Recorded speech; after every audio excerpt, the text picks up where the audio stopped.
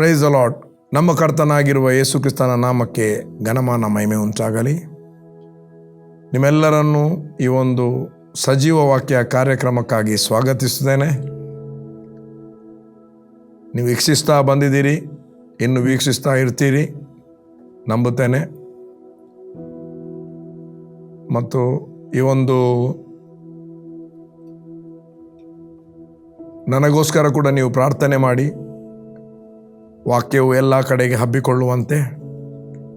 ಯೇಸು ಕ್ರಿಸ್ತನ ಸುಮಧುರವಾದ ನಾಮದಲ್ಲಿ ತಿರುಗಿ ಇನ್ನೊಂದು ಸಾರಿ ನಿಮ್ಮನ್ನು ವಂದಿಸುವವನಾಗಿದ್ದೇನೆ.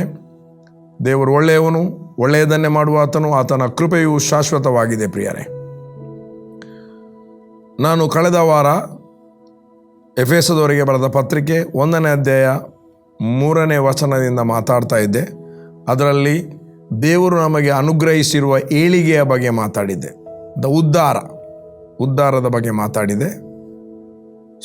ಇವತ್ತು ನಾವು ತಿರುಗಿ ಸ್ವಲ್ಪ ವಾಕ್ಯವನ್ನು ಅದೇ ಎಫೆಸದವರಿಗೆ ಬರೆದ ಪತ್ರಿಕೆ 1ನೇ ಅಧ್ಯಾಯ 3ನೇ ವಚನದಿಂದ ನಾವು ಕಂಟಿನ್ಯೂ ಮಾಡುವ. ದೇವರ ವಾಕ್ಯ ಎಷ್ಟು ವಿವರಣೆ ನಾವು ಅದನ್ನು ಧ್ಯಾನ ಮಾಡಿದರೂ ಡೇ ಬೈ ಡೇ ಅದರಲ್ಲಿ ನಿಧಿ, ಆ ವಾಕ್ಯದಲ್ಲಿ ಪ್ರಕಟಣೆಯ ನಿಧಿ ಇದೆ. ಎಷ್ಟು ಸರಿ ಓದಿದರೂ ಓದುವಾಗೆಲ್ಲ ಆಳವಾದ ಪ್ರಕಟಣೆ ನಮಗೆ ಉಂಟಾಗುತ್ತದೆ. ಎಷ್ಟು ಓದಿದರೂ ಸಾಕಾಗುವುದಿಲ್ಲ. ಹಾಗಾಗಿ ಇವತ್ತು ತಿರುಗಿ ಸ್ವಲ್ಪ ಹೊತ್ತು ನಾವು ಧ್ಯಾನ ಮಾಡುವ, ದೇವರ ವಾಕ್ಯವನ್ನು ಧ್ಯಾನ ಮಾಡುವುದಕ್ಕಿಂತ ಮುಂಚೆ ಪ್ರಾರ್ಥನೆ ಮಾಡಿಕೊಳ್ಳೋಣ. Thank you lord. ತಂದೆಯಾದ ದೇವರೇ, ನಿನ್ನ ಘನವುಳ್ಳ ನಾಮಕ್ಕೆ ನಾವು ಸ್ತೋತ್ರವನ್ನು ಸಲ್ಲಿಸುತ್ತೇವೆ ಸ್ವಾಮಿ. ಕರ್ತನೆ, ಈ ಒಂದು ದಿನಕ್ಕಾಗಿ, ಈ ಒಂದು ಸಮಯಕ್ಕಾಗಿ ಸ್ತೋತ್ರ. ನಿನ್ನನ್ನು ಬಿಟ್ಟು ನಾವು ಏನು ಕೂಡ ಮಾಡಲಿಕ್ಕೆ ಆಗುವುದಿಲ್ಲ. ನಾವು ಜೀವಿಸುವುದಕ್ಕೋಸ್ಕರ ನೀನು ನಮಗೆ ನಿನ್ನ ವಾಕ್ಯವನ್ನು ಕೊಟ್ಟಿದ್ದಿ. ಈ ದಿನ ನಿನ್ನ ವಾಕ್ಯವನ್ನು ಬೋಧಿಸುವಾಗ ನಿನ್ನ ಪ್ರಿಯರೆಲ್ಲರೂ ಅದನ್ನು ಕೇಳುತ್ತಿರುವಾಗ, ಬೋಧಿಸುವಂಥ ವಾಕ್ಯವನ್ನು ಕೇಳುತ್ತಿರುವಾಗ ಅವರ ಆತ್ಮಿಕ ಕಿವಿ ಮತ್ತು ಆತ್ಮಿಕ ಸ್ವಾಮಿ ಅವರ ಹೃದಯಗಳಿಂದ ಅವರು ಅದನ್ನು ಗ್ರಹಿಸಿಕೊಳ್ಳಲಿ. ಅದನ್ನು ಕರ್ತನೆ ಆ ವಾಕ್ಯವನ್ನು ಅಂಗೀಕರಿಸಲಿ ಮತ್ತು ಜೀವಿಸುವುದಕ್ಕೋಸ್ಕರ ಆ ವಾಕ್ಯವನ್ನು ಅಂಗೀಕರಿಸಲಿ ಎಂಬುದಾಗಿ ನಾನು ಪ್ರಾರ್ಥಿಸುತ್ತೇನೆ. ಮನೋನೇತ್ರಗಳು ಇನ್ನೂ ಕೂಡ ಬೆಳಗಲ್ಪಡಲಿ ಸ್ವಾಮಿ.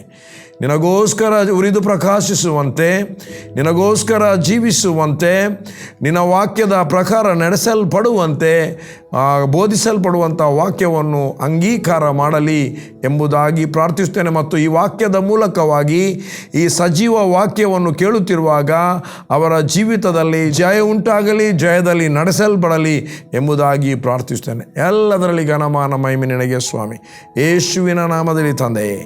Amen, amen, amen. ಓಕೆ, ನಾವು ಮೊನ್ನೆ ಧ್ಯಾನ ಮಾಡ್ತಾ ಇದ್ದೆವು. ಅದೇ 1ನೇ ಅಧ್ಯಾಯ 3ನೇ ವಚನ.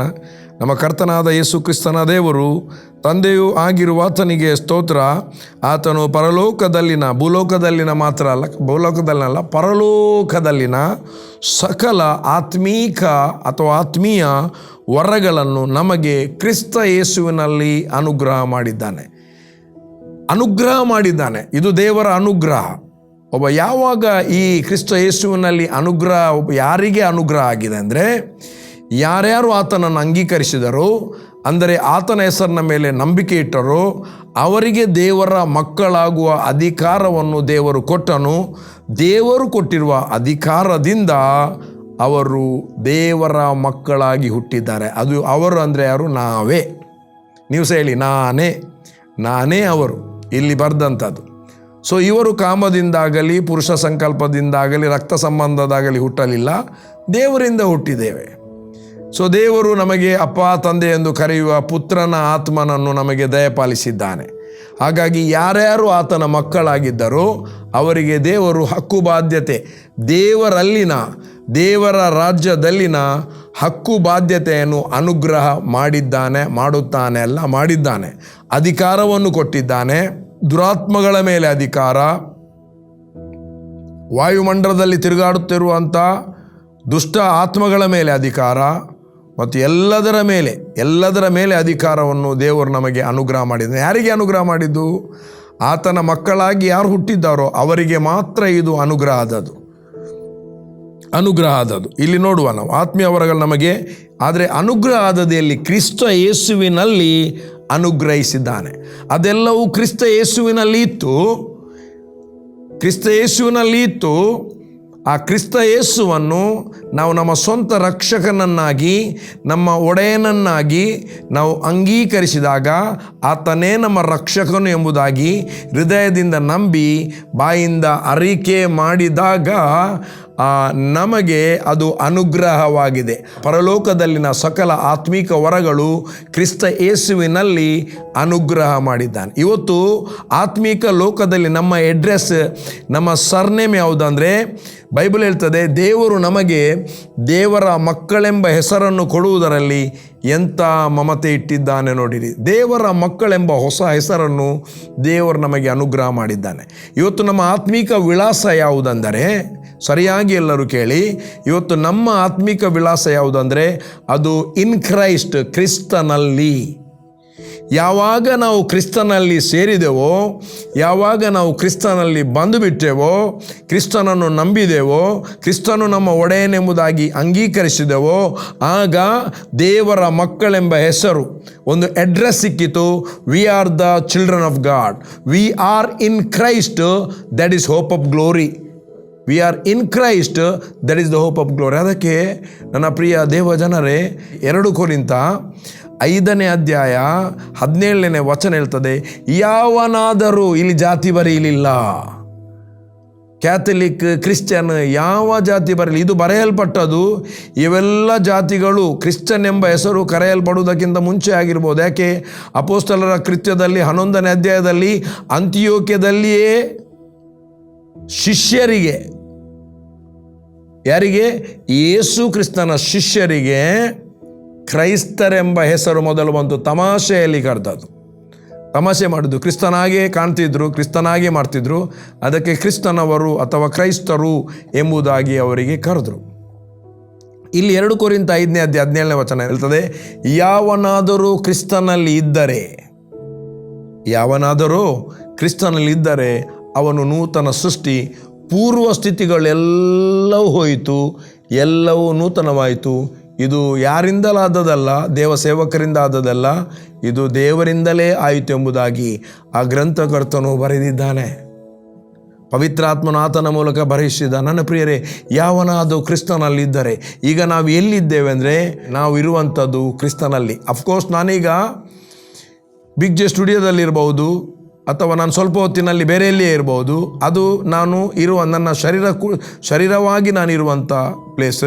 ಬಟ್ ಆತ್ಮಿಕವಾಗಿ ನನ್ನ ನೆಲೆ ಯಾವುದಂದರೆ, ಆತ್ಮಿಕವಾಗಿ ನಮ್ಮ ನೆಲೆ ಯಾವುದಂದರೆ, ಆತ್ಮಿಕವಾಗಿ ನಮ್ಮ ಪ್ಲೇಸ್ ಯಾವುದಂದರೆ, ಆತ್ಮಿಕವಾಗಿ ನಮ್ಮ ವಿಳಾಸ, ಮೇನ್ ವಿಳಾಸ ಯಾವುದಂದರೆ, ವಿ ಆರ್ ಇನ್ ಕ್ರೈಸ್ಟ್. ಅದಕ್ಕೆ ನಾವು ಯಾವಾಗಲೂ ಬೋಧಿಸ್ತೇವೆ, ಅಥವಾ ನಾನು ನೋಡಿ ಕಲಿತದ್ದೇನೆಂದರೆ, ನಾವು ಕ್ರಿಸ್ತನಲ್ಲಿ, ಯೇಸು ಕ್ರಿಸ್ತನಲ್ಲಿ ಅನುಗ್ರಹಿಸಿದ್ದಾನೆ ಅಂತ ಇಲ್ಲಿ ಬರೆದಿದೆ. ನಾನು ಓದುವಾಗ ನಾನು ಎಲ್ಲರಿಗೆ ಹೇಳೋದು, ಬೈಬಲ್ನಲ್ಲಿ ಎಲ್ಲಿ ಕ್ರಿಸ್ತನು ಅಂತ ಬರೆದಿದೆ ಅಲ್ಲಿ ನಮ್ಮನ್ನು ಹಾಕಬೇಕು. ಕ್ರಿಸ್ತನ ಅದ್ಭುತ ಮಾಡುವಾಗ ಅಲ್ಲಿ ಕೂಡ ನಾವು ಕ್ರಿಸ್ತನಲ್ಲಿ ಇದ್ದೇವೆ. ರೆಸರೆಕ್ಷನ್ ಆದ ಕ್ರಿಸ್ತನಲ್ಲಿ ನಾವು ಇದ್ದೇವೆ. V are in Christ, resurrection ಆದ ಕ್ರಿಸ್ತನಲ್ಲಿ ಇದ್ದೇವೆ. ಶಿಲುಬೆಯಲ್ಲಿ ಕೂಡ ನಾವು ನಮ್ಮನ್ನು ಕರ್ತನು ಕೊಂಡೋಗಿದ್ದಾನೆ. ನಾವು ಆತನೊಟ್ಟಿಗೆ ಸತ್ತಿದ್ದೇವೆ, ಆತನೊಟ್ಟಿಗೆ ಹುಣಲ್ಪಟ್ಟಿದ್ದೇವೆ. ಬಟ್ ಟೋಟಲಿ ನಮ್ಮ ಅಡ್ರೆಸ್, ನಮ್ಮ ವಿಳಾಸ ಯಾವುದಂದರೆ, ವಿ ಆರ್ ಇನ್ ಕ್ರೈಸ್ಟ್. ಅದಕ್ಕೆ ಕ್ರಿಸ್ತನು ಏನು ಮಾಡ್ತಾ ಇದ್ದಾನೋ ಅಲ್ಲಿ ನಮ್ಮನ್ನು ಹಾಕಿದ್ರೆ ಆಯ್ತು. ಯಾಕೆ? ನಾವು ಅಲ್ಲಿ ನಾವಿದ್ದೇವೆ. V are in Christ. ಇದು ಬಹಳ ಪ್ರಾಮುಖ್ಯ ಪ್ರಿಯರೇ. ನಾವು ಏನೇ ಆಗಿರುವುದಾದರೂ ಅದು ಕ್ರಿಸ್ತನಲ್ಲಿಯೇ. ನಾವು ನೀತಿವಂತರಾದದ್ದು ಕ್ರಿಸ್ತನಲ್ಲಿ, ನಾವು ಹೊಸ ಸೃಷ್ಟಿಯಾದದ್ದು ಕ್ರಿಸ್ತನಲ್ಲಿ, ನಾವು ಪರಲೋಕ ರಾಜ್ಯದ ರಾಯಭಾರಿಯಾದದ್ದು ಅದು ಕ್ರಿಸ್ತನಲ್ಲಿ, ನಾವು ಪರಲೋಕ ರಾಜ್ಯದ ಬೆಳಕಿನವರಾದದ್ದು ಕ್ರಿಸ್ತನಲ್ಲಿ ನಾವು ಏನಾಗಿದ್ದೇವೆ? ಗಲಾತ್ಯ 3ನೇ ಅಧ್ಯಾಯ, ಕ್ರಿಸ್ತನಲ್ಲಿ ನಾವು ದೇವರ ಮಕ್ಕಳಾಗಿದ್ದೇವೆ. ರೋಮನ್ 8ನೇ ಅಧ್ಯಾಯ 14ನೇ ವಚನ, V are the sons of god in Christ. Sons of god. 2 ಕೊರಿಂಥ 5ನೇ ಅಧ್ಯಾಯ 20ನೇ ವಚನ ಹೇಳ್ತದೆ, ನಾವು ಕ್ರಿಸ್ತನಲ್ಲಿ ಪರಲೋಕ ರಾಜ್ಯದ ರಾಯಭಾರಿಗಳಾಗಿದ್ದೇವೆ. ಫಿಲಿಪ್ಪ 1ನೇ ಅಧ್ಯಾಯ 7ನೇ ವಚನ ಹೇಳ್ತದೆ, ನಾವು ಕ್ರಿಸ್ತನಲ್ಲಿ ದೇವರ ಕೃಪೆಯ ಪಾಲುದಾರರಾಗಿದ್ದೇವೆ. ನಾವು ಕ್ರಿಸ್ತನಲ್ಲಿ ದೇವರ ಕೃಪೆಯ share holder of the partner of, not share holder, partners of the grace of god. In Christ, in Christ, ಕ್ರಿಸ್ತನಲ್ಲಿ. ಇದು ನಮ್ಮ ವಿಳಾಸ.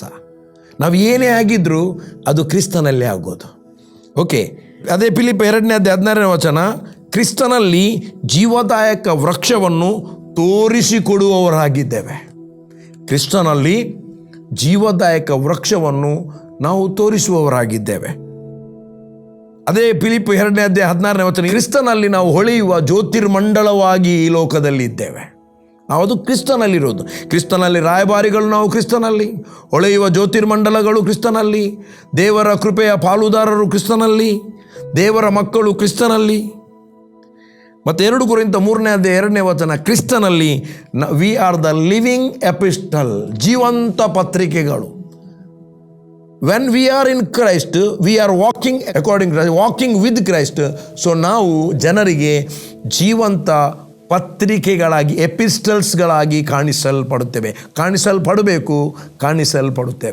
When we knew we are in Christ, ನಾವು ಕ್ರಿಸ್ತನಲ್ಲಿ ಇದ್ದೇವೆ ಎಂಬುದಾಗಿ ನಮಗೆ ಮನವರಿಕೆ ಆಗಿದ್ದರೆ ಅಥವಾ ಪ್ರಕಟವಾಗಿದ್ದರೆ, ಕ್ರಿಸ್ತನ ಎಂಥವನಾಗಿದ್ದಾನೋ ಅಂಥವನಾಗಿ ಈ ಲೋಕದಲ್ಲಿ ಇರಲಿಕ್ಕೆ ನಮಗೆ ಬಹಳ ಸುಲಭ. ಅಲ್ಲಿ ಬರೆಯಲ್ಪಟ್ಟಂಥ ಮಾತು 4:17 ಕ್ರಿಸ್ತನು ಎಂಥವನಾಗಿದ್ದಾನೋ 1 ಯೋಹಾನ, ಕ್ರಿಸ್ತನು ಎಂಥವನಾಗಿದ್ದ ಅಂಥವರಾಗಿಯೇ ನೀವು ಈ ಲೋಕದಲ್ಲಿ ಇದ್ದೀರಿ ಎಂಬ ವರ್ಡ್ ನಂಬಲಿಕ್ಕೆ ನಮಗೆ ಸುಲಭ, ಇರಲಿಕ್ಕೆ ಸುಲಭ, ನಡೀಲಿಕ್ಕೆ ಸುಲಭ, ಹಾಗೆಯೇ ಜೀವಿಸಲಿಕ್ಕೆ ಸುಲಭ. ಸಭೆ ಮತ್ತು ಸಭಾ ಜೀವಿತ ಅಂದರೆ ಮಾರ್ಗದಲ್ಲಿರುವಂಥ ಡೊಂಬರಾಟ ಅಲ್ಲ. ದೊಂಬರಾಟ ಅಂದರೆ ಬೆಂಗಳೂರಿನವರಿಗೆ ಗೊತ್ತಾಗಲಿಕ್ಕಿಲ್ಲ, ಹುಬ್ಳಿಯವರು ಮತ್ತು ಬೆಳಗಾಂನವ್ರಿಗೆ ಗೊತ್ತಿರಲಿಕ್ಕಿಲ್ಲ, ನಮಗೆ ಮಂಗಳೂರಿನವರಿಗೆ ಗೊತ್ತು. ನಾವು ಚಿಕ್ಕ ಇರುವಾಗ ಒಬ್ಬ ಬ್ಯಾಂಡ್ ಬೊಟ್ಟಿಕೊಂಡು ಬರ್ತಾನೆ, ಆಚೆ ಒಂದು ಹೀಗೆ ಕ್ರಾಸ್ ಬಿದುರಿನ ಕಂಬ ಹಾಕಿ ನಡುವಿನಲ್ಲಿ ಒಂದು ವಯರ್ ಕಟ್ಟುತ್ತಾನೆ, ಅಲ್ಲಿ ಬೊಟ್ಟುತ್ತಾ ಇರ್ತಾನೆ, ಮಾತಾಡ್ತಾನೆ, ಸ್ವಲ್ಪ ಕೆಲವೆಲ್ಲ ಮ್ಯಾಜಿಕ್ ಎಲ್ಲ ಮಾಡಿ ಕೊಡ್ತಾನೆ, ಮತ್ತೆ ಅವನಲ್ಲಿರುವುದಿಲ್ಲ, ಇನ್ನೊಂದು ಕಡೆಗೆ ಹೋಗ್ತಾನೆ, ಸ್ವಲ್ಪ ಹಣ ಕಲೆಕ್ಟ್ ಮಾಡ್ತಾನೆ, ಅವನ ಹೊಟ್ಟೆಪಾಡಿಗೆ ಆಯಿತು. ಹಾಗೆ ಅದಲ್ಲ ಸಭೆ ಅಂದರೆ ನಾವು ಕ್ರಿಸ್ತನಲ್ಲಿ ಇರುವಂಥದ್ದನ್ನು ಕಲಿಸುವಂಥದ್ದು, ಕ್ರಿಸ್ತನಲ್ಲಿ ಇದ್ದುಕೊಂಡು ನಡೆಯಲಿಕ್ಕೆ ಕಲಿಸುವಂಥದ್ದು, ಕ್ರಿಸ್ತನಲ್ಲಿ ಇದ್ದುಕೊಂಡು ಫಲಭರಿತವಾಗಿರಲಿಕ್ಕೆ ಕಲಿಸುವಂಥದ್ದು.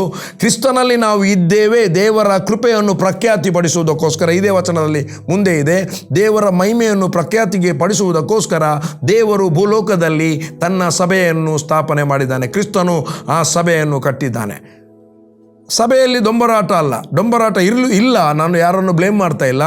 ಬಟ್ ಈ ಲೋಕದಲ್ಲಿರುವಂಥ ನಮ್ಮ ಮಂಗಳೂರಿನಲ್ಲಿ ದಕ್ಷಿಣ ಕನ್ನಡ ಜಿಲ್ಲೆಯಲ್ಲಿ ನಡೆದಿರುವಂಥ ಡೊಂಬರಾಟದ ಕಾರ್ಯಕ್ಕೋಸ್ಕರ ಸಭೆ ಇರುವುದಲ್ಲ.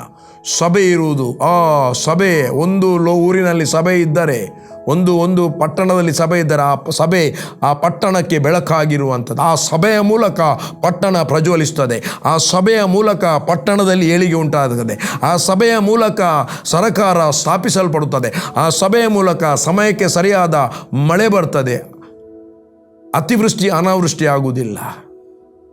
ಆ ಸಭೆಯಲ್ಲಿರುವ ನಾವು ಕ್ರಿಸ್ತನಲ್ಲಿ ನಮ್ಮ ವಿಳಾಸ ಇರುವಂಥದ್ದು. ನಮ್ಮ ವಿಳಾಸ ಇರುವುದು ಕ್ರಿಸ್ತನಲ್ಲಿ ನಾವು 5:8 ಎಫೆಸದವರೆಗೆ ಬರೆದ ಪತ್ರಿಕೆ, light in Christ, we R light in Christ. ಕ್ರಿಸ್ತನಲ್ಲಿ ನಾವು ಲೋಕಕ್ಕೆ ಬೆಳಕಾಗಿದ್ದೇವೆ, ಕ್ರಿಸ್ತನಲ್ಲಿ ನಾವು ಭೂಮಿಗೆ ಉಪ್ಪಾಗಿ ದೇವರು ನಮ್ಮನ್ನು ಮಾಡಿದ್ದಾನೆ. ಮತ್ತು ಕ್ರಿಸ್ತನಲ್ಲಿ ನಾವು ಅರಸವಂಶಸ್ಥ ಯಾಜಕ ವರ್ಗ, ಮೀಸಲು ಜನಾಂಗ, ಸ್ವಕೀಯ ಪ್ರಜೆ, ನಮ್ಮನ್ನು ದೇವರು ಕ್ರಿಸ್ತನಲ್ಲಿ ಮಾಡಿದ್ದಾನೆ. 1 ಪೇತ್ರ 2:9 ರೋಮನ್ 5:1 ಕ್ರಿಸ್ತನಲ್ಲಿ ದೇವರು ನಮ್ಮನ್ನು ನೀತಿವಂತರನ್ನಾಗಿ ಮಾಡಿದ್ದಾನೆ. ಆ ಕ್ರಿಸ್ತನಲ್ಲಿಯೇ ನಮ್ಮ ತಂದೆಯಾದ ದೇವರು ಸಕಲ ಆತ್ಮೀಯ ವರಗಳನ್ನು ನಮಗೆ ಅನುಗ್ರಹ ಮಾಡಿದ್ದಾನೆ. ಅಲ್ಲಿ ಮುಂದೆ ಹೇಳ್ತದೆ, ಈಗ ಅದು ಕಾಣ್ತಾ ಇಲ್ಲ, ಅನುಗ್ರಹ ಮಾಡಿದ್ದಾನೆ, ಆಯಿತು ಅದಾಯಿತು, ನಮಗೆ ಆಗಿದೆ ಅಂತ ಪ್ರಾರ್ಥನೆ ಮಾಡಿದರೆ ಇದುವರೆಗೆ ಕಾಣಲಿಲ್ಲ. ಸಮಸ್ಯೆ ದೇವರದಲ್ಲ, ಆಗಿದೆ ಎಂಬ ಮಾತಿನದಲ್ಲ, ವಚನದಲ್ಲ, ಅದು ದೇವರ ಮಾತು. ಅದು ಪಾಸಿಟಿವ್ ಕನ್ಫೆಷನ್ ಮತ್ತು ಫೇತನ್ನು ಆ್ಯಕ್ಟ್ ಮಾಡುವಂಥದ್ದು. ಬಟ್ ಆಗಲಿಲ್ಲ. ಯಾಕೆ ಆಗಲಿಲ್ಲ ಅಂದರೆ ಅಲ್ಲಿ ಹೇಳ್ತದೆ ಹೇಗೆ ಆಗ್ತದೆ, ಅನುಗ್ರಹಿಸಿದ್ದಾನೆ. ಈಗ ಅದು ಅನುಗ್ರಹ ಮಾಡಿ ಆಗಿದೆ, ಅದು ಕಾಣ್ತಾ ಇಲ್ಲ, ಅದನ್ನು ಅನುಭವಿಸ್ತಾ ಇಲ್ಲ. ಮುಂದೆ ಹೇಳ್ತಾನೆ, ಅನುಗ್ರಹಿಸಿದ್ದು ನಮ್ಮ ಜೀವಿತದಲ್ಲಿ ಅಳವಡಿಸುವುದು ಹೇಗೆಂದರೆ, ಅನುಗ್ರಹಿಸುವುದು ನಮ್ಮ ಜೀವಿತದಲ್ಲಿ ಕಾಣುವುದು ಹೇಗೆಂದರೆ, ಮುಂದೆ ಹೇಳ್ತಾನೆ, ಪ್ರೀತಿಯಲ್ಲಿ ನಡೆದು. ಓ ನನ್ನ ಪ್ರಿಯ ದೇವಜನರೇ, ಪ್ರೀತಿಯಲ್ಲಿ ನಡೆಯುವಂಥದ್ದು. ಯಾವ ಪ್ರೀತಿ? ಪವಿತ್ರಾತ್ಮನಿಂದ ಉಂಟಾದ ಕ್ರಿಸ್ತನ ಪ್ರೀತಿ ಅಥವಾ ಪವಿತ್ರಾತ್ಮನಿಂದ ಉಂಟಾದ ದೇವರ ಪ್ರೀತಿಯಲ್ಲಿ. ದೇವರ ಪ್ರೀತಿ ಬೇರೆ, ಕ್ರಿಸ್ತನ ಪ್ರೀತಿಯ ಬೇರೆ ಅಲ್ಲ. ಪವಿತ್ರಾತ್ಮನ ಪ್ರೀತಿ ಬೇರೆ ಅಲ್ಲ. ಪವಿತ್ರಾತ್ಮನು ನಮ್ಮನ್ನು ಹೇಗೆ ನಡೆಸ್ತಾನೆ ಅಂದರೆ, ತಂದೆಯಾದ ದೇವರು ಮತ್ತು ಕ್ರಿಸ್ತನ ಪ್ರೀತಿಯಲ್ಲಿ ಈ ಭೂಲೋಕದಲ್ಲಿ ಜಯಶಾಲಿಯಾಗಿ ಇರುವಂತೆ ನಮ್ಮನ್ನು ನಡೆಸುತ್ತಾನೆ. ಅದಕ್ಕೆ ಹೇಗೆ ಅಂದರೆ ನಾವು ಪ್ರೀತಿಯಲ್ಲಿ ನಡೆದು, ಬಹಳ ಪ್ರಾಮುಖ್ಯ ಪ್ರೀತಿಯಲ್ಲಿ ನಡೆಯುವುದು. ಮೊದಲನೇದು ಪ್ರೀತಿಯಲ್ಲಿ ನಡೆದು, ಎರಡನೇದು ಆತನ ಸನ್ನಿಧಿಯಲ್ಲಿ ನಂಬರ್ 1 ಪ್ರೀತಿಯಲ್ಲಿ ನಡೆಯುವಂಥದ್ದು, ನಂಬರ್ 2 ಪರಿಶುದ್ಧರು, ನಂಬರ್ 3 ದೋಷವಿಲ್ಲದವರು ಆಗಿರಬೇಕೆಂದು ಜಗತ್ತುತ್ಪತ್ತಿಗಿಂತ ಮುಂಚೆ ಕ್ರಿಸ್ತನಲ್ಲಿ ಆರಿಸಿಕೊಂಡು. ಇಲ್ಲಿ ಕೂಡ ಆರಿಸಿಕೊಂಡದ್ದು ಕ್ರಿಸ್ತನಲ್ಲಿ. So this is the in Christ revelation. We must understand the in Christ revelation. ನಾವು ಕ್ರಿಸ್ತನಲ್ಲಿ ಎಂಬ ಪ್ರಕಟಣೆಯನ್ನು ಅರಿತುಕೊಳ್ಳುವಾಗ ನಮಗೆ ಏನೇ ನಮ್ಮ ಜೀವಿತದಲ್ಲಿ ಆಗಬೇಕಿದ್ರು, ನಮ್ಮ ಜೀವಿತದಲ್ಲಿ ಏನೇ ಒಳ್ಳೆಯ ಕಾರ್ಯಗಳು ಸಂಭವಿಸಬೇಕಿದ್ರು, ನಮ್ಮ ಕುಟುಂಬದಲ್ಲಿ ಸಫಲತೆ ಉಂಟಾಗಬೇಕಾದ್ರೂ, ನಮ್ಮ ಏಳಿಗೆ ಉಂಟಾಗಬೇಕಾದ್ರೂ, ನಾವು ಉನ್ನತಿಗೆ ಹೋಗಬೇಕಿದ್ರು, ಯಾವ ಕೇಡು ಬರದಾಗೆ ನಾವು ಪ್ರೊಟೆಕ್ಟ್ ಆಗಿರಬೇಕಾದ್ರೆ, it is all thing happen that is only in Christ. ಅದು ಎಲ್ಲವೂ ನೆರವೇರುವಂಥದ್ದು ಕೇವಲ ಕ್ರಿಸ್ತನಲ್ಲಿ ಮಾತ್ರ. ಅಂದರೆ ಕ್ರಿಸ್ತನಲ್ಲಿ ನಾವು ಕ್ರಿಸ್ತನಲ್ಲಿ ಇರುವಾಗ ಮಾತ್ರ. ನಮಗೆ ಏನೇ ಬಂದರೂ ಅದು ಕ್ರಿಸ್ತನಲ್ಲಿ. ಆತ್ಮಿಕವಾದ ಒಂದು ಒಳ್ಳೆಯ ವಿಳಾಸ. ನಮ್ಮ ಮನೆ ಹೆಸರು ಸುಮವಿಲ. ನನ್ನ ತಂದೆ ಇದ್ದಾರೆ ಅಲ್ಲೀಗ. ನಾನು ಫ್ಲ್ಯಾಟ್ನಲ್ಲಿರೋದು. ಫ್ಲ್ಯಾಟಿಗೆ ನಮ್ಮ ಮನೆಗೆ ನಾವು ಹೆಸರಿಟ್ಟಿದ್ದೇವೆ ಓಹೆಲ್. ಅಂದರೆ ಅದು ಟೆಬರ್ನಕಲ್ ಅಂತ ಹೆಸರು. ಓಹೆಲ್ ಹಿಬ್ರು ಒಡೆಯ. ಟೆಬರ್ನಕಲ್ ಅಂದರೆ ಮಂಜೂಷ ಎಂಬುದಾಗಿ ಇಟ್ಟಿದ್ದೇನೆ. ಆ ಮಂಜೂಷ ಎಂಬುದು ತಾತ್ಕಾಲಿಕ ವಿಳಾಸ. ಪರ್ಮನೆಂಟ್ ವಿಳಾಸ ಯಾವುದಂದರೆ ಕ್ರಿಸ್ತನಲ್ಲಿ. ಭೂಲೋಕದಲ್ಲಿರುವಾಗಲೂ ಕ್ರಿಸ್ತನಲ್ಲಿ, ಪರಲೋಕದಲ್ಲಿರುವಾಗಲೂ ಕ್ರಿಸ್ತನಲ್ಲಿಯೇ ನಾವಿರುವಂಥದ್ದು. ಯಾಕೆಂದ್ರೆ ತಂದೆಯ ನೋಡಿ, ಕ್ರಿಸ್ತ ಯೇಸುವಿನಲ್ಲಿರುವ ನಮ್ಮನ್ನು ಆತನೊಟ್ಟಿಗೆ ಎಬ್ಬಿಸಿ ಪರಲೋಕದಲ್ಲಿ ಆತನೊಟ್ಟಿಗೆ ಕೂಡಿಸಿದ್ದಾನೆ. ದೇವರು ನಮ್ಮನ್ನು ಕ್ರಿಸ್ತನಲ್ಲಿ ಕೂಡಿಸಿದ್ದಾನೆ. ನಾವಿವತ್ತು ಭೂಲೋಕದಲ್ಲಿ, ಈಗ ನಾನು ಮಾತನಾಡ್ತಿದ್ರು, ನನ್ನ ಆತ್ಮೀಯ ವ್ಯಕ್ತಿ, ಆತ್ಮೀಕ ಮನುಷ್ಯ. ಇನ್ನೊಂದು ಭಾಗದಲ್ಲಿ ಕ್ರಿಸ್ತನೊಂದಿಗೆ ನಾನು ಎಬ್ಬಿಸಲ್ಪಟ್ಟಿದ್ದೇನೆ. ಕ್ರಿಸ್ತನು ಮರಣದಿಂದ ಎದ್ದಾಗ ನಾನು ಕೂಡ ಎದ್ದಿದ್ದೇನೆ. ಎಬ್ಬಿಸಲ್ಪಟ್ಟು ಆತನೊಂದಿಗೆ ಪರಲೋಕದಲ್ಲಿ ತಂದೆಯಾದ ದೇವರು ಕ್ರಿಸ್ತನಲ್ಲಿ ನಮ್ಮನ್ನು ಕೂಡಿಸಿದ್ದಾನೆ. So which is our address? ಯಾವುದು ಅಡ್ರೆಸ್? ನಾವೀಗ ಕೂತಿರುವ ಸ್ಥಳ ಯಾವುದು? ಯೇಸು ಎಲ್ಲಿದ್ದಾನೆ? ಆತನನ್ನು ಎಲ್ಲದರ ಮೇಲೆ ತನ್ನ ಬಲಭಾಗದಲ್ಲಿ ಕೂಡಿಸಿದ್ದಾನೆಂಬುದಾಗಿ ಯೇಸುವಿನ ಬಗ್ಗೆ ತಂದೆಯಾದ ದೇವರು ಮಾತನಾಡ್ತಾನೆ. ಮತ್ತು ಸಭೆಗೆ ಆತನನ್ನು ಶಿರಸ್ಸನ್ನಾಗಿಟ್ಟನು. ಇವತ್ತು ಸಭೆಗೆ ಶಿರಸ್ಸು ಬೇರೆ ಯಾವ ಲೀಡರ್ ಅಲ್ಲ, ದ ಮೇನ್ ಶಿರಸ್ಸು ಕರ್ತನಾದ ಯೇಸು. ಸಭೆ ಆ ಶಿರಸ್ಸಿನ ಹೊದಿಕೆಯನ್ನು ಬಿಟ್ಟರೆ ಅವರಿಗೆ ಬೇಕಾದಾಗೆ ಮಾಡ್ತಾರೆ. ನನಗೆ ಈ ಭಾಗದಲ್ಲಿ ಭಾಳ ಖುಷಿಯಾಗ್ತಿದ್ದದು, ಸಮುವೇಲ 2ನೇ ಅಧ್ಯಾಯ ಎಲ್ಲ ಓದುವಾಗ ದಾವೀದನ ವಿಷಯ. 1ನೇ ಅಧ್ಯಾಯ 1 ಸಾಮುವೇಲ 2 ಸಾಮುವೇಲ. ದಾವೀದನನ್ನು ದೇವರು ಅರಸನನ್ನಾಗಿ ಆರಿಸಿದ್ದಾನೆ. ಯಾಕೆ? ದೇವರ ಜನಾಂಗವಾದ ಅವಿಭಜಿತ ಇಸ್ರಾಯೇಲ್ 12 ಕುಲಗಳನ್ನು ಆಳ್ವಿಕೆ, ಅವರನ್ನು ಪರಾಂಬರಿಸುವುದಕ್ಕಾಗಿ. ಅವರೆಲ್ಲರೂ ದೇವರ ಜನಾಂಗ, ದಾವೀದನು ಅರಸ. ಅದಕ್ಕೆ ಅವರಿಗೆ ಅವರ ಪ್ರಾಂತ್ಯಗಳು ವಿಸ್ತರಿಸಲ್ಪಡಲಿಕ್ಕೆ, ಅವನು ಪ್ರಾಂತ್ಯಗಳನ್ನು ಕಾಂಕರ್ ಮಾಡಲಿಕ್ಕೆ, ತಮ್ಮ ಇಸ್ರಾಯೇಲ್ ಪ್ರಾಂತ್ಯಕ್ಕೆ ಅವರೆಲ್ಲರೂ ಕಸಿದುಕೊಂಡದ್ದು. ಕಾನಾನನ್ನು ಅವರು ಕಸಿದುಕೊಂಡಿದ್ದಾರೆ. ಅಬ್ರಾಮನಿಗೆ ದೇವರು ಕಾನಾನ್ ಕೊಟ್ಟ. ಆಮೇಲೆ ಅದು ಬೇರೆಯವರ ಕೈಯಲ್ಲಿ ಹೋಗಿತ್ತು. ಮತ್ತು ಯಾರು ಕಾಂಕರ್ ಮಾಡಿದ? ಇವನು ಮಾಡಿದ. ಯಾರು? ಯೋಶುವ ಮತ್ತು ಮೋಶೆ ಬಂದ, ಯೋಶುವ ಕಾಂಕರ್ ಮಾಡಿದ. ಪುನಃ ಅದು ಬೇರೆಯವರ ಕೈಗೆ ಹೋಯಿತು. ಈಗ ದಾವೀದನು ಆ ಇಸ್ರಾಯೇಲ್ ಪ್ರಾಂತ್ಯವನ್ನು ವಿಸ್ತರಿಸುವುದಕ್ಕೋಸ್ಕರ ಯುದ್ಧಕ್ಕೆ ಹೋಗುವಾಗ, ಎಲ್ಲಿಗೆ ಹೋಗುವಾಗ ದೇವರ ಹತ್ರ ಮಾತಾಡ್ತಾ ಇದ್ದಾನೆ. ನಾವು ಮನೆಯಲ್ಲಿ ಗಂಡ ಹೆಂಡತಿ ಹತ್ರ ಮಾತಾಡೋದು, ಮಕ್ಕಳು ತಂದೆ ಹತ್ರ ಮಾತಾಡೋದು, ತಂದೆ ಮಕ್ಕಳ ಹತ್ರ ಮಾತಾಡಿದಾಗೆ, ಒಬ್ಬ ಮಗ ಅಪ್ಪನ ಹತ್ರ ಮಾತಾಡಿದಾಗೆ, ಅಥವಾ ಕಂಪನಿಯ ಒಂದು ಒಳ್ಳೆಯ ಬಾಸ್ನ ಹತ್ರ ಮಾತಾಡಿದಾಗೆ ಅವನು ದೇವರ ಹತ್ರ ಕೇಳ್ತಾನೆ, ನಾನು ಅಲ್ಲಿ ಹೋಗಬಹುದು, ನೀನು ಅವರನ್ನು ನನಗೆ ಒಪ್ಪಿಸಿಕೊಡ್ತೀಯಾ? ಹೋಗಬಹುದು. ಒಪ್ಪಿಸಿಕೊಡ್ತೀಯ? ಹೌದು, ಒಪ್ಪಿಸಿಕೊಡ್ತೇನೆ. ಎಂಥ ಒಂದು ಕಾನ್ವರ್ಸೇಷನ್, ಎಂಥ ಒಂದು ಕಾನ್ವರ್ಸೇಷನ್. ಆ ಕಾನ್ವರ್ಸೇಷನ್ ಮಾಡಿ ಹೋದ, ಒಂದು ಅದ್ಭುತವಾದ ಜಯ ಆಯಿತು. ಇಮ್ಮಿಡಿಯೇಟ್ಲಿ ಜಯ ಆದಾಗ ನೋಡು, ನಾನು ದೇವರ ಹತ್ರ ಮಾತಾಡಿ ಓದೋದಕ್ಕೆ ಜಯ ಸಿಕ್ಕಿದಂತೆ ಹೇಳಿಲ್ಲ. ಯೆಹೋವನು ಕಟ್ಟೆ ಹೊಡೆದ ಪ್ರವಾಹದ ಹಾಗೆ ನಮ್ಮ ಮಧ್ಯದಲ್ಲಿ ಚಲಿಸಿದನೆಂಬುದಾಗಿ ಒಂದು ಪದ್ಯವನ್ನೇ ಹಾಡಿಬಿಟ್ಟ. ಅದು ಸಮೂವೇಲದಲ್ಲಿ ಬರೆದಿದೆ. ಯೆಹೋವನು ಕಟ್ಟೆ ಹೊಡೆದ ಪ್ರವಾಹದ ಹಾಗೆ. This is good acknowledge. ಅವನು ಪ್ರತಿಯೊಂದನ್ನು ದೇವರ ಹತ್ರ ಕೇಳ್ತಿದ್ದ. ಯಾಕೆ? ಇಸ್ರೇಲ್ ಪ್ರಾಂತ್ಯವನ್ನು ವಿಸ್ತರಿಸುವುದು ಅವನಿಗಾಗಿ ಅಲ್ಲ, ಇಸ್ರೇಲ್ ದೇಶದ ಜನರು ಹಬ್ಬಿಕೊಳ್ಳುವುದಕ್ಕಾಗಿ. ಆದರೆ ಅವನ ರಸ ಇಸ್ರೇಲಿನಿಂದ ದುಡ್ಡು ಬರುವುದಕ್ಕಿಂತ ಹೆಚ್ಚು ಅನೇಕ ಸಂಸ್ಥಾನಗಳವರು ಅವನಿಗೆ ಕಪ್ಪ ತಂದು ಕೊಡ್ತಿದ್ರು. ಈ ಅರಸ, ನಮ್ಮ ದೇಶಕ್ಕೆ ಯುದ್ಧ ಬರಬಾರ್ದು, ನಾವು ವರ್ಷಕ್ಕೆ ನಿನಗೆ ಇಷ್ಟು ಗೇಣಿ ಕೊಡುತ್ತೇವೆ, ನಮ್ಮ ದೇಶದ ಏನು ಸಂಪತ್ತಿದೆ ಅದರಲ್ಲಿ ಇಷ್ಟು ಪರ್ಸೆಂಟೇಜ್ ನಿನಗೆ ವರ್ಷಕ್ಕೆ ಟ್ಯಾಕ್ಸ್ ಗೇಣಿ ಕೊಡುತ್ತೇವೆ ಎಂಬುದಾಗಿ ಕಪ್ಪಗಳನ್ನು ಕೊಡ್ತಿದ್ರು. ಹಾಗಾಗಿ ನನ್ನ ಪ್ರಿಯ ದೇವರು ಎಷ್ಟು ಒಳ್ಳೆ. ಹಾಗಾಗಿ ಸಭೆಯಲ್ಲಿರುವ ನಾವು, ಸಭೆಗೆ ಹೋಗುತ್ತಿರುವ ನಾವು, ಆ ಸಭೆ ಯಾರ್ದು?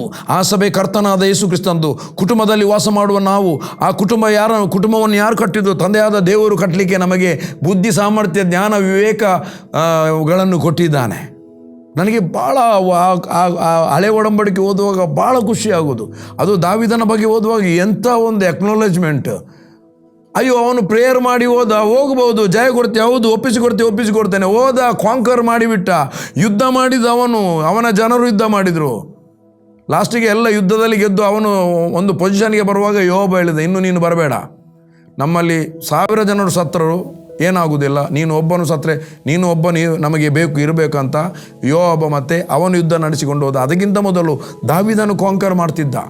ಕಾಂಕರ್ ಮಾಡಿ ಜಯ ಸಿಕ್ಕಿದ ಒಡನೆ ಹೇಳಿದ, ಯೆಹೋವನು ಕಟ್ಟೆ ಒಡೆದ ಪ್ರವಾಹದ ಹಾಗೆ ಚಲಿಸಿದನು. ಪ್ರಿಯರೇ, ಇವತ್ತು ಕೇಳುತ್ತಿರುವಂಥ ನಿಮ್ಮ ಕುಟುಂಬದಲ್ಲಿ, ನಿಮ್ಮ ವ್ಯಾಪಾರದಲ್ಲಿ ನೀವು ನಿಮ್ಮನ್ನು ದೇವರ ಕೃಪಾ ಹಸ್ತಕ್ಕೆ ಒಪ್ಪಿಸಿ ಕೊಡುವುದಾದರೆ, ನಾನು ದೇವರ ಸೇವಕನಾಗಿ ಹೇಳ್ತೇನೆ, ದೇವರು ನಿಮ್ಮ ಕುಟುಂಬದಲ್ಲಿ, ನಿಮ್ಮ ಜೀವಿತದಲ್ಲಿ, ನಿಮ್ಮ ಸಂಸ್ಥೆಯಲ್ಲಿ, ನಿಮ್ಮ ಸಭೆಯಲ್ಲಿ ಕಟ್ಟೆ ಒಡೆದ ಪ್ರವಾಹದ ಹಾಗೆ ಚಲಿಸಲು ಶಕ್ತನಾಗಿದ್ದಾನೆ. ಬಟ್ ಏನೇ ಕಾರ್ಯ ನೀವು ಉಪದೇಶಿಸಿ ಅಥವಾ ನೀವು ಪ್ರಾರ್ಥನೆ ಮಾಡಿದಾಗ, ನೀವು ಪ್ರಾಫಸಿ ಮಾಡಿದಾಗ, ಏನಾದರೂ ಕಾರ್ಯಗಳು ನಡೆದರೆ ಅದಕ್ಕೆ ಮಹಿಮೆಯನ್ನು ದೇವರಿಗೆ ಕೊಡಿರಿ. ಹೇಗೆ ನೋಡಿ, ದಾವೀದನು ಹೇಳಿದ, ಯೆಹೋವನು ಕಟ್ಟೆ ಒಡೆದ ಪ್ರವಾಹದ ಹಾಗೆ ನಮ್ಮ ಮಧ್ಯದಲ್ಲಿ ಚಲಿಸಿದನೆಂಬುದಾಗಿ. ಪ್ರಿಯರೇ, ಕ್ರಿಸ್ತನಲ್ಲಿ ನಾನು ಮಾತಾಡ್ತಾ ಇದ್ದೆ. ಆತನು ಜಗತ್ತುತ್ಪತ್ತಿಗಿಂತ ಮುಂಚೆ ಅರಸಿದ. ಯಾಕೆ? ನಾವು ಪ್ರೀತಿಯಲ್ಲಿ ನಡೆದು ಪರಿಶುದ್ಧರು ಮತ್ತು ದೋಷವಿಲ್ಲದವರು. 3 ಸಂಗತಿ. ಒಂದು, ಪ್ರೀತಿಯಲ್ಲಿ ನಡೆಯುವಂಥದ್ದು, ಮತ್ತು ಪರಿಶುದ್ಧತೆಯಲ್ಲಿ ನಡೆಯುವಂಥದ್ದು, ಮತ್ತು ದೋಷವಿಲ್ಲದವರಾಗಿ ನಡೆಯುವಂಥದ್ದು. ಈ 3 ಸಂಗತಿಯಲ್ಲಿ ನಡೀಲಿಕ್ಕೆ ನಮಗೆ ಸಹಾಯ ಮಾಡುವಂಥ ಪವಿತ್ರಾತ್ಮನು ನಮ್ಮ ಒಳಗಿದ್ದಾನೆ. 5ನೇ ಅಧ್ಯಾಯ ರೋಮಾಪುರದವರೆಗೆ ಬರೆದ ಪತ್ರಿಕೆ 5ನೇ ವಚನ ಹೇಳ್ತದೆ. ಅದನ್ನು ಓದುವ. ಪ್ರೀತಿ ರಸ ವಂಡರ್ಫುಲ್. 5ನೇ ಅಧ್ಯಾಯ.